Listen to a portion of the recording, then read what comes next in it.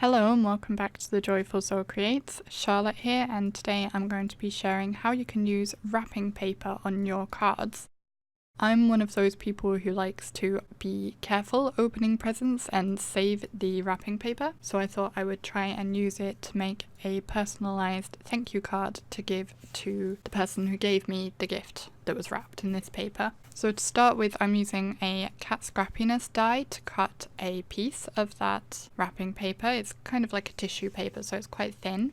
And this die is from the Crafters Essentials 1 die set. I'll have all the products I've used linked in the description box down below if you'd like to get hold of those for yourself. I'm then going to cut out a thanks word from the panel that I have cut. For this I'm using a die from Pink and Main. This die has a shadow outline as well as the actual word die, so I'm going to cut the inner word die from that wrapping paper. I've used the outline to help me work out exactly where I want it positioned, and then I'll just remove the outline piece and use some washi tape to hold the die in place because I don't want it to slip.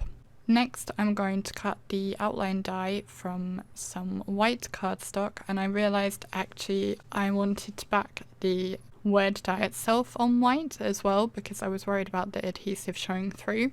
So to do this, I'm going to cover a piece of white card completely in double-sided tape on both sides, because if it's fully covered with the adhesive, then the adhesive isn't going to show through at all. This works the same way if you're using vellum, for example. Having a whole piece of tape behind rather than bits means it's not going to show through. If you have a Xyron sticker maker, you could use that for covering your piece of card with tape. I do not own a Xyron sticker maker, so I'm just using some very wide double-sided tape, and that will work just as well. This does, of course, make your card thicker, so you're going to want to run it through more than once. I ran it backwards and forwards, and then I actually flipped the panel the other way up. So normally I cut with the cutting side pointing down, so I flipped it and cut it facing up for a third time, and then it was cut through enough that I was able to bring the die out of the remaining paper.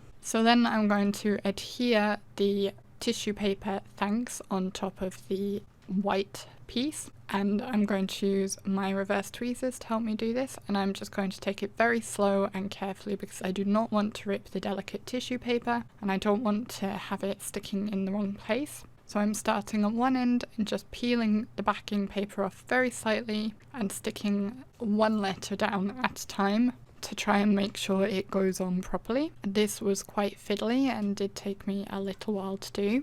If I'd been thinking ahead, I think I probably would have put the whole piece of wrapping paper onto some white card prior to die cutting it, and that would have made it sturdier, but I managed to get it to work regardless. I do think if I were to do it again though, that's how I would approach it. I would stick it all down in one go and then die cut it with that white card already backing it. I did have a couple of places actually that it tore off. On the top of the A, for example, a piece tore off.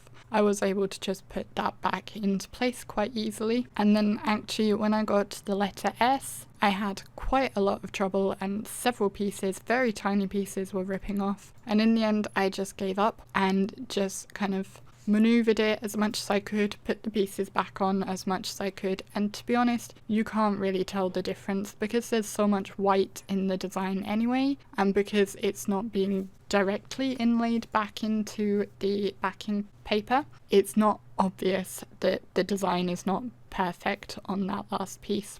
After I had finished getting the wrapping paper onto that white die cut, I ran over the whole thing with my anti-static powder tool. That way any of the cardstock that didn't actually get properly covered by the wrapping paper is not going to be sticky anymore, because of course it had that double-sided tape on it. So if I'd missed any spots, it was going to be tacky and getting stuck to other things. So by using the anti-static powder tool, I remove any of that stickiness. I adhered the thanks to the shadow layer just with the double-sided tape that I had on the back already. and then tacked it into place on my wrapping paper panel with some washi tape. I then flipped it over so that I can put double-sided tape on the back, and I did snip away some of the loose bits of that tissue paper just so it was a bit easier to get that double-sided tape into place. I'm putting all the double-sided tape so that it is hidden behind my die cut so that it's not going to show through that wrapping paper once it's on my card. I then removed the backing from the double-sided tape, and I'm going to position that panel onto my white card base, and this is an A2 sized card base, and I will press that down into place. And then because the die had rounded corners, I decided to bring in my corner chomper and round the corners of the card base as well so that they match. I did have to chomp a few times on each corner because it's quite thick being the whole card base, but I did manage to get it to work in the end.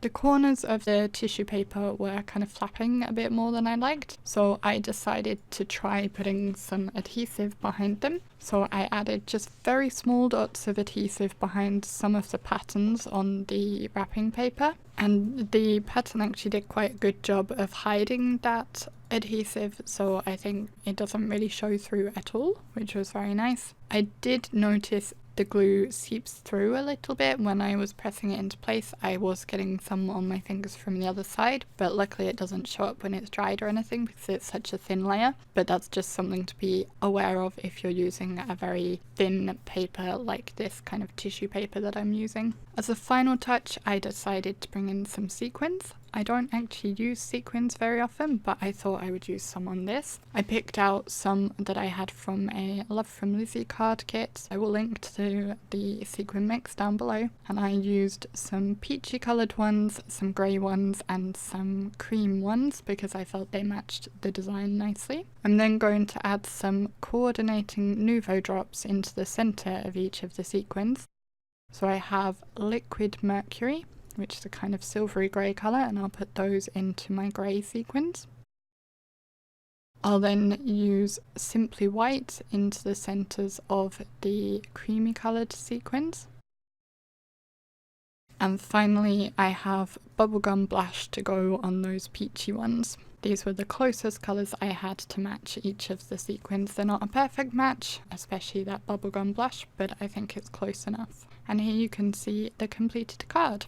I hope you found this video interesting and that maybe it's given you an idea of how to use up those leftover bits of wrapping paper that you might have from gifts. I think this is a really nice way to personalise thank you cards to someone if you're using the wrapping paper from what they've given you. If you did enjoy this video, please do press the like button down below to let me know. Otherwise you can press the dislike button if you didn't enjoy it. If you're not yet a subscriber, you can press the button on screen now to subscribe to my channel. There are also a couple of other videos showing on screen right now if you'd like to see more from me straight away. Otherwise, I will thank you very much for watching and I'll see you again in the next video. Bye!